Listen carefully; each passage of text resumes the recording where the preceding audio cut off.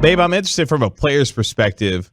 How do players feel about these things with OTAs and mini camps and what they mean for players in terms of their preparation? Or is it just, look, let's just get out of, these, practices unscathed and healthy and then get to training camp before, obviously continuing the real work before, the season starts? Well, I think it's important. I think it's very important. And I was obviously in a different time where you had, I think we had 3 mini camps, and they were technically voluntary. As the great Darren Hambrick said, what do voluntary mean? And what it mean is if you don't show up at these things under Jimmy Johnson, you're probably not going to be on the football team. Mm-hmm. So you can call them whatever you want. What I think is interesting is obviously the NFL Players Association has, and their leadership has said they wanted players to stay away from the OTA, stay away from anything that wasn't mandatory, and the only thing that's mandatory is the minicamp. So what I think is funny is the Tampa Bay Bucks were staying away, but Tom Brady was organizing workouts right for his team with 45 guys attending, which were everybody concerned with the passing game, right? So he's smart.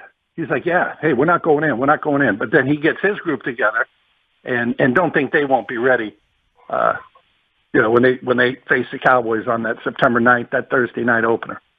Babe, when it comes to Dak and recovering, I shouldn't even say recovering, like he's already recovered, but coming back from the injury. He's recovering. He is in the process of recovering. Yeah. Not recovered. When do you know that he's back? Is it after, is it when when the pocket breaks down and he tucks and runs and doesn't think twice about it, there's no hesitation? Is it him simply being able to step into a throw? When do you know that he is fully back? I think for most guys, Alex Smith talked about it when he came back from his horrific injury. It's kind of that first tackle, somebody's going to wrap around Dak Prescott's legs here. It won't be in minicamp. No. Better not be. Better not be. Camp, and it won't be in the preseason either because he isn't going to play much, right?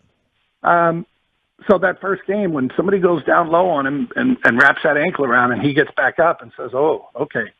That's what virtually every player who has those type of injuries, those lower body injuries, says. Whether it's knee, ankle, foot, took that one hit, and I know, okay, I'm okay. But he's not there yet.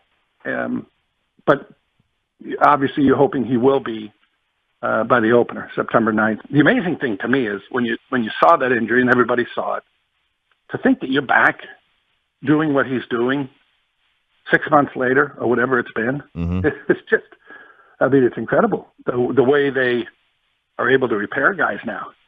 A lot of players way back in the day, but the Gale Sears of the world, Joe Namath, they had these things that would be dealt with arthroscopically today where they were, tearing open the knee. And, they've come such a long way with sports medicine that, again, it's incredible to think that we saw what we saw against the Giants, right? And 6 months later, the guy's playing. So pretty amazing. Babe Laufenberg joining us right here on Shan and RJ on 105 through the Fan, your home of Dallas Cowboys football. I'm interested in your perspective on this. Obviously, a disappointing season last year, going 6-10. Who do you, in your mind, has the most pressure, whether it be offensively or defensively, to help get this thing turned around, whether it be a coach or a player in your mind that you're going to be specifically focused on as you get more into not only minicamp but also into training camp as this offseason goes on? Got to be the head coach, right? I mean, he's responsible. He's accountable. Let me rephrase that. It's the old thing. You may not be responsible, but you will be held accountable. Mm-hmm. And, 6-10 obviously wasn't going to cut it. You can list a multitude of reasons why, right? COVID, new defensive coordinator, so many players out to injury, just a ridiculous amount. There's always going to be attrition there, but you lose both your tackles basically for the season. You lose your all-pro, possible Hall of Fame right guard for 6 games. You lose your quarterback 5 games into it. That being said, they can't lull themselves into thinking, now we're back because we have these guys back. Because if you go back to the first 5 games, they're a 1-3 football team, losing to an 0-5 New York Giants team, right? Mm-hmm. When they had Dak Prescott. So the notion that, well, Dak's back and everything now, it's a rainbow out there.